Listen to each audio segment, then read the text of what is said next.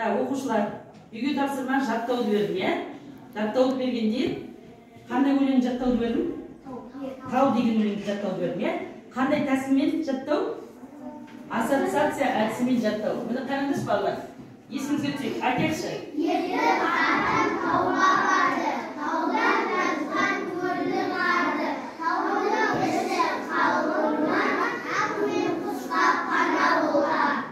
Бұл жақсы кешегі тапсырма. Енді мынау. Мініп балық құртқа, үрмейден тұрғыға, алып келген айтып көрсеттім көзімға. Міне, ассоциация әдісі бойынша солай ма? Енді міне ассоциация әдісі дегеніміз не? Көріп тұрсыздар ғой, иә? Міне балалар, өлең шумағын жаттайық. Ал айтыңдаршы, мынау не деген өлең еді? Естеріңде бар ма? Мына ассоциация естеріңде бар ма? Не деген мынау? Табиғат біздің жер, ана біздің панамыз. Таза болса табиғат, біз де аман боламыз деген. Біз де аман боламыз. Енді мынаны көрдіңдер ме? Міне, көгеріс дегенді көрдіңдер ме? Нағы деген мынау? Бояуы? Айта бер. Бояуы мол табиғат. Айта бер. Көрген көзге ақиқат, көкпеңбек ау. Көкпеңбек дейді. Енді соны қалай ассоциациялаған? Қараңдар.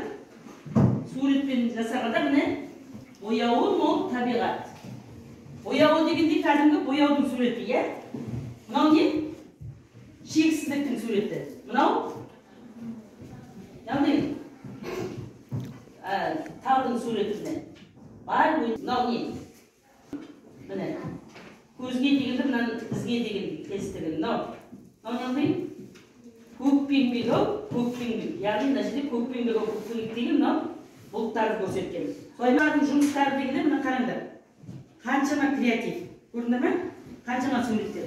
Ал енді креатив деген не? Өлеңді суретпен жаттау деген не? Көрдіңдер ме? Өлеңді суретпен жаттау деген не? Креатив деген не? Өлеңді суретпен жаттау деген міне. Ал енді креатив деген міне мынау. Қараңдар. Мынау ненің суреті? Бірінші тұрған. Киттің суреті. Мынау қанжар, пышақ. Мынау шанышқы, қасық. Мынау яғни труба деген сияқты. Мынау тасбақа емес. Мынау не ғой? Мәсірөпке деген сияқты ма сондай? Мынау не деген? Мынау міне екі адамның несі? Төбелес. Мынау не? Кубик, рубик. Мынау не? Қайшы. Мынау не? Коляска, яғни арба. Мынау не? Екі көбейту екі. Мынау не? Мынау не? Диірмен. Мынау не? Құмсағат. Мынау не? Батпырау. Мынау не? Телевизор. Мынау не? Жер шары, глобус. Көрдіңдер ме? Міне. Ассоциацияны енді өздерің суретпен жасайсыңдар. Осындай қылып өздерің саласыңдар. Түсінікті ме? Мен сендерге мынандай қылып міне жасауға болады. Ол үшін мен сіздерге жасап келдім міне. Қараңдар. Бүгінгі тақырып не екенін табыңдар. Мынау ненің суреті? Күн болғанда, күнді басып айтқан не? Бұлт. Бұлт мынада қандай? Ақшыл бұлт. Одан кейін бұлт не істеп жатыр? Көкшіл. Яғни бұлт не істеп жатыр?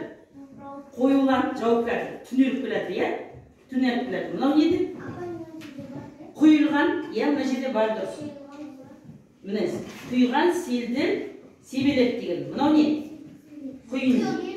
Жел, қосылып, долданып, болды, нөсер, керемет дегенде міне кемпір қосақ қойып қойдым. Кемпір қосақ керемет емес па, иә? Яғни міне өзінше ассоциациялардың. Көрінді ме? Ал енді мынандай сурет бәрінде табыла бермейді ғой? Табыла бермейді. Мүмкіндігінше міне ассоциациялайтын суреттерді мен наклейкіге шығарып келдім міне.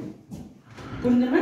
Тастың суреті, міне күннің суреті, міне ананың суреті, баланың суреті, міне мен қиған суреттер көрінді ме? Аңның суреті, бәрі міне неде тұрған заттар? Міне мұрын, қол, аяқ бәрі кездеседі ғой өлеңде. Өлеңде бәрі кездеседі. Соның бәрін қолданып біздер ассоциациялаймыз. Бұл топтық жұмыс, түсінікті ме? Ал бірақ қазір жеке жұмыста сендер өздерің жаңағыдай креативті түрде өздерің сурет саласыңдар. Қай сурет саласыңдар? Мысалы, бүгінгі жау жаңбыр деген өлеңді сендер ассоциациялайсыңдар. Міне жау жаңбыр. Түнерген бұлт. Мен жаздым ғой, біріншісін. Біріншісін шығардым ғой, иә? Біріншісін шығардым ба, балалар? Қайда жаңа біріншісі? Қай дәптерге саласыңдар? Дәптерге, иә, сол дәптерге шетіне мынандай қылып, міне әдемдеп салуға болады, бүлдірмей. Міне, креативті түрде мынандай қылып салуға болады. Мынандай қылып. Күннің жартын жазамыз. Бүгін нешесі? Бүгін нешесі? 26-сы. Ал жазыңдар.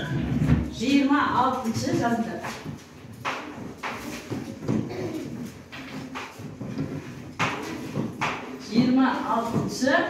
Не? Қай? Сәуір. Сәуір.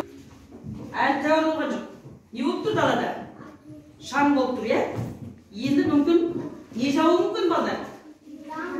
Жаңбыр жауы мүмкін. Ал бүгінгі тақырыптың тақырыбы қандайсыз? Бүгінгі сабақтың тақырыбы. Не туралы? Жау, жаңбыр. Жазыңдар. Жау.